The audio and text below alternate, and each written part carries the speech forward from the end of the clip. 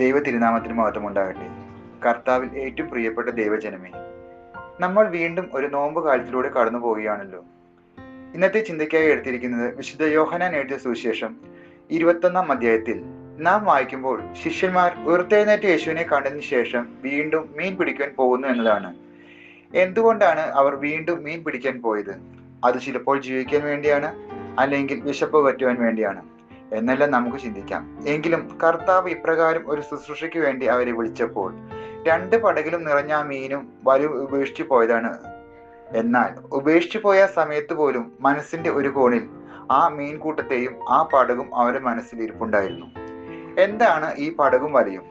നമ്മൾ പലപ്പോഴും ഇങ്ങനെയാണ്, ഇതില്ലാതെയായാൽ മറ്റൊന്ന് എന്ന ചിന്തയാണ് നമുക്കുള്ളത്. തെറ്റിപ്പോയ ശിഷ്യന്മാരെ തേടി വരുന്ന ഒരു കർത്താവ്. നോമ്പിന്റെ കാലഘട്ടം അങ്ങനെയാണ്. എന്നെ തേടി വരുന്ന ഒരു കർത്താവ്, എന്നെ അന്വേഷിക്കുന്ന ഒരു കർത്താവ്. അവനെതിരെ തിന്മ ചെയ്ത സമയത്ത്, അവൻ ഏൽപ്പിച്ച ദൗത്യം മറന്ന് പോകുന്ന സമയത്ത് പിന്നെയും പിന്നെയും നമ്മെ തേടി വരുന്ന ഒരു കർത്താവിനെ ഈ നോമ്പിന്റെ കാലഘട്ടത്തിൽ നമ്മൾ ഓർമ്മിപ്പിക്കുന്നു. കർത്താവിന്റെ വചനങ്ങൾ അനുസരിക്കാൻ, അവന്റെ സ്നേഹത്തിൽ മനസ്സിലാക്കുവാനും ഈ നോമ്പിന്റെ കാലഘട്ടം നമ്മെ സഹായിക്കട്ടെ എന്ന് പ്രാർത്ഥിക്കുന്നു. ആമേൻ.